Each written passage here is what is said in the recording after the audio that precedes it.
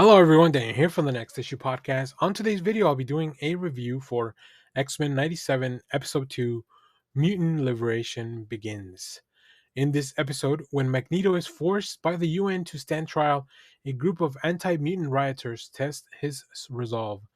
We're going to go into spoilers, but let me just tell you, the first two episodes were quite bangers. I really enjoyed both of them. I think they really captured the essence of the original show while updating some of the things that probably needed a little bit updating, right? Some of the character designs. I will say I noticed a weird thing that they zoom in on like people's eyes a lot. I don't know if the original show did that. I don't know. It feels weird, feels out of place. Doesn't feel natural. But other than that, I don't have a lot of complaints. This show is just a lot of fun. Quick 30 minutes of really cool stories. They're picking great stories to adapt in the cartoon, which is great. Like that's the best thing about the original show, that it just picked some of the best stories to tell and really flesh out and translate them over to an animated medium.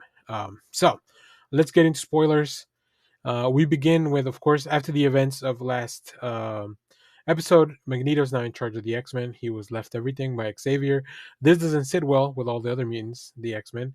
But we begin with some news reports of Magneto saving people. I think this show very quickly wants to tell us that Magneto's trying to change, or he has changed. But either way, all these changes, the X Men are still very doubtful, right? Can Magneto really change overnight? Um, the UN forces feel the same way, so they show up at the mansion to get Magneto, and this is where we get one of the coolest stories from the comics, the trial of Magneto. Now, obviously, it's not a one-to-one adaptation, but just the idea of it, it's really cool. We see that the Friends of Humanity and all those other mutant haters are they're protesting because they are planning an attack on not only Magneto but also the judges that have given him a trial. We are, in the meanwhile, Jean is the only one home. She's about to have her baby, and Wolverine's the only one the only one that's around the mansion. Everyone else is at the trial. Not ideal timing. So Wolverine has to drive Jean to the hospital while everything else is going on. Of course, the Executioner, who is a character from the comics, and the Friends of Humanity ambush the trial, and they have to fight the X Men. In the meanwhile, Rogue shows up with Cyclops, and the doctor refuses to deliver a mutant baby. So she absorbs his powers, and she absorbs the doctor's knowledge, and she's gonna deliver the doctor's baby, which is wild. I love the show. I like how much of nonsense it is, but it's really fun. Um, in the meanwhile, Magneto and Storm just kind of handling business over at the UN. Um, I as soon as I saw that gun that the executioner had, and then they only had one shot to do this, and that he was aiming at Magneto. I knew where the story was going. This is a depowering gun, so Storm actually takes the bullet, if you will, for Magneto.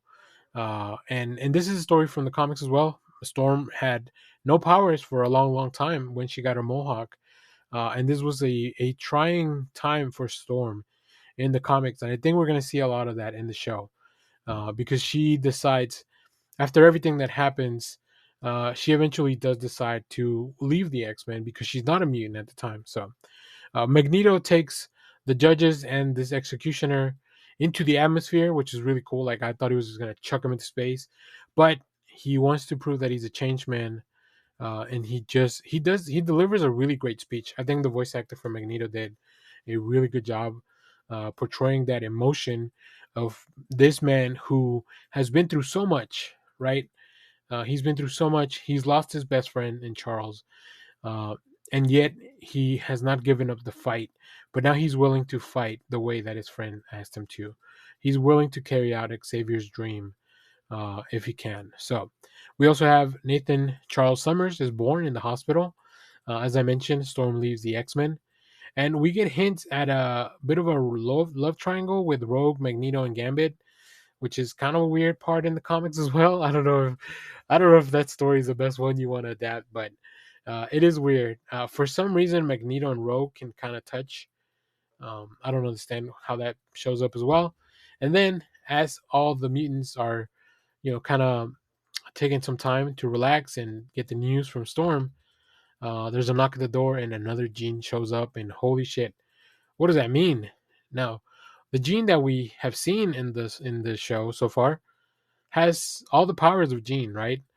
So I don't think that's Madeline Pryor. It could be. Maybe in the show they'll do a clone of Jean that also has the exact powers, because I think Madeline Pryor has different kinds of powers in the comics.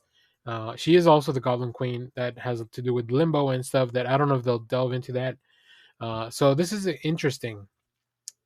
I do notice that in the opening, when we see Morph, when we get his opening, we do see Mr. Sinister kind of being hinted at. So that's another thing that could show us.